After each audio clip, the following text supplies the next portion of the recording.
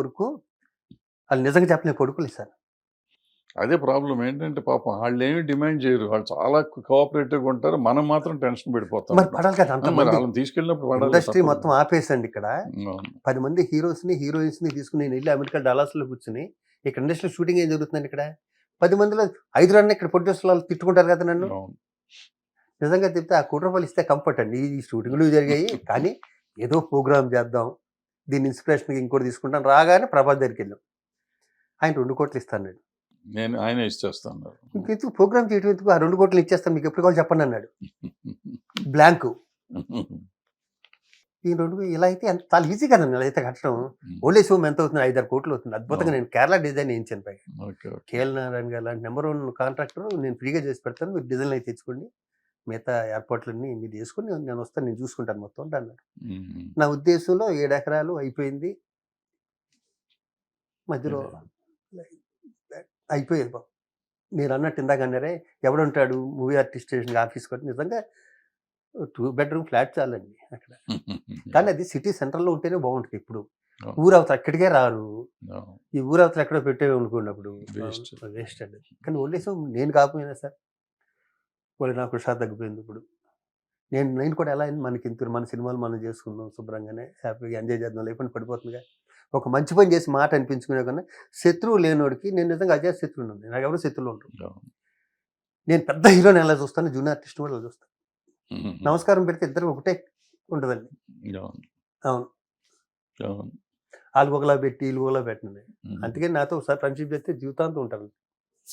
మీతో ఫ్రెండ్షిప్ చేసి జీవితాంతం ఉంటే నువ్వు నాగబాబు గారు అసలు చాలా క్లోజ్గా ఉండేది. ఆయనతో ఎందుకు మధ్యలో గొడవ? మూవీ ఆర్టిస్ట్ ఇప్పుడు చెప్పేది అది.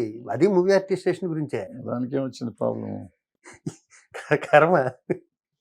మా ఇంట్లో నాతో మాట్లాడటం మానేశారు. నా బాబుకి నాకు మాట మాట్లాడుకున్నామని. మరి లేకపోతే శుభ్రం ఫ్యామిలీ జాయింట్గా అసలు ఒకే ఫ్యామిలీ లాగా ఉండేవారు మీరు ఇద్దరు. అలాంటిది ఇప్పటికీ నాగబాబు అంటే నాకు అంతే ఇష్టం. దాంట్లో డౌటే అక్కర్లేదు మీకు.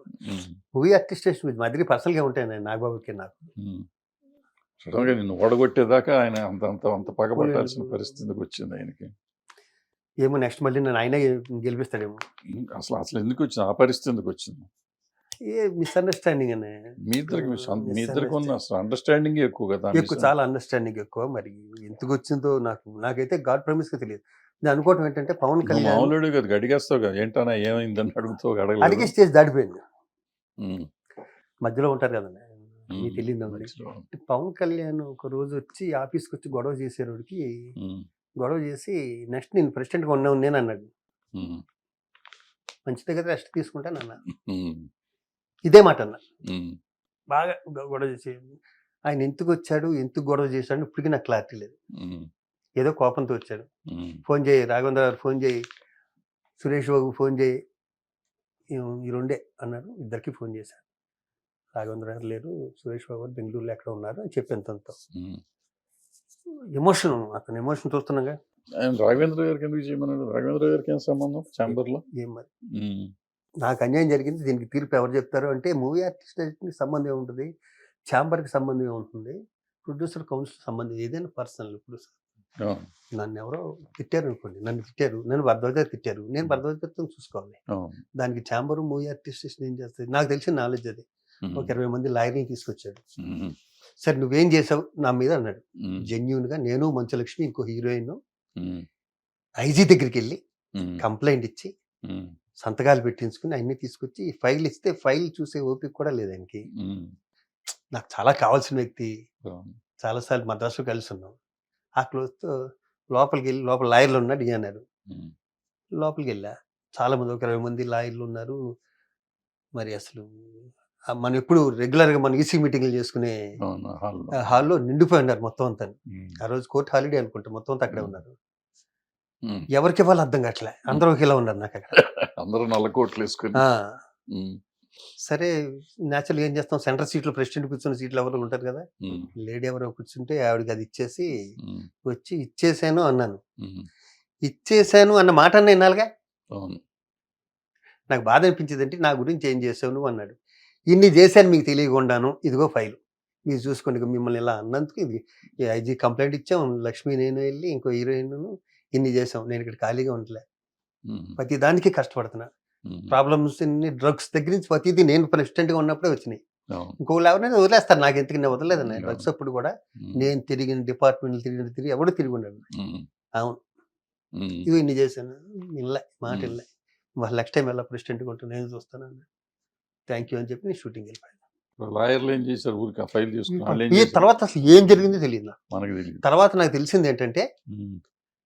ఇంకా నాగబాబు నేను ఇండస్ట్రీ అంతా తెలుసు, నా ఇద్దరు అంత క్లోజ్. ఉమ్. తర్వాత తెలిసింది ఏంటంటే, ఉమ్. ఇది కామెడీగానే తీసుకున్నాను, దీంట్లో ఏం సీరియస్. అప్పుడు ఆ క్షణం సీరియస్ వస్తే, ఉమ్. నేను ఇంట్లో ఉండగా మా బావ ఫోన్ చేశాడు, కళ్యాణ్, సి కళ్యాణ్. ఉమ్. బాబు ఎక్కడా? ఇంట్లో ఉన్నాను. అది కాదు నాగబాబు, నువ్వు క్లోజ్ ఫ్రెండ్స్ కదా, నాగబాబు ఏంటి రాజశేఖర్ దగ్గరికి వెళ్ళిపోతున్నాడు అంటే, బాబా టెన్షన్లో ఉన్నావు, ఇల్లుండి ఎలక్షన్లో, ఉమ్. నువ్వు టెన్షన్ పెట్టగా నన్ను. నిజం బాబా, జోకి ఎందుకేస్తాను ఉమ్. అన్నాడు కళ్యాణ్. ఉమ్. ఇంటికి వెళ్తారులే నాగబాబు, నన్ను వదిలేసి ఎందుకు వెళ్తాడు చెప్పి నరేష్ దగ్గరికిను రాజశేఖర్ గారి దగ్గరికిను అనుకున్నా. జస్ట్ అలా ఫోన్ పెట్టాడండి, ఉమ్. స్కూలింగ్ వస్తుంది. ఉమ్. మధ్యలో నాగబాబు, ఇటు రాజశేఖరు, నరేష్. నరేష్. ఉమ్. నా అంటే ఇండస్ట్రీలోనూ ఏదో ఒక షాక్ అప్పుడప్పుడు తింటాం కదా, నాకు అదో షాక్, నాకు మైండ్ బ్లాక్ అయిపోయింది.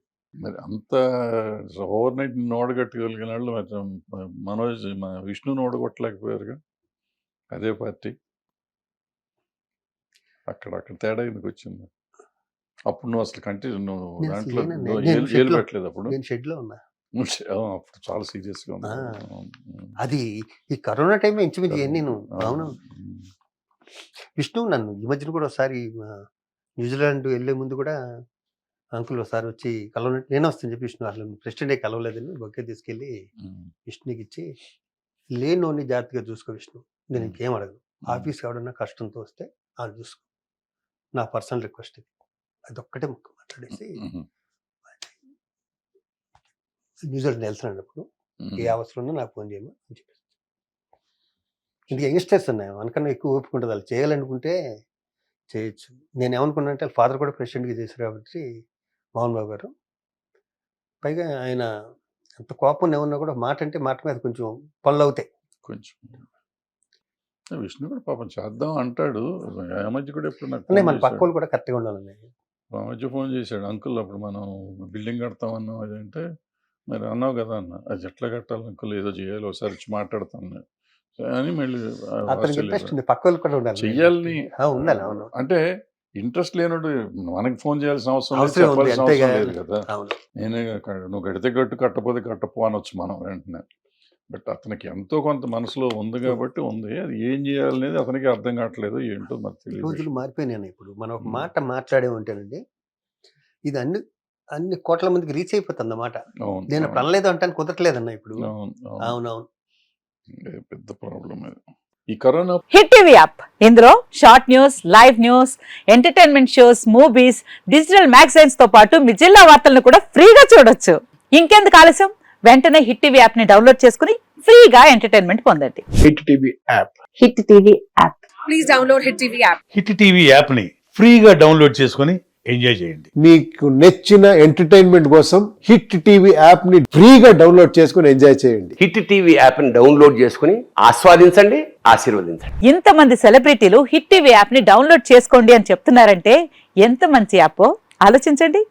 అమెరికా అమెరికాలో చదవాలనుకునే వాళ్ళకి విశ్వసనీయమైన పేరు మన శౌర్య కన్సల్టెన్సీ. UK లో 1 year masters. UK లో 1 year masters. 2 years work permit up to 5 years visa. Contact Saurya Consultancy. Contact 89851 89851.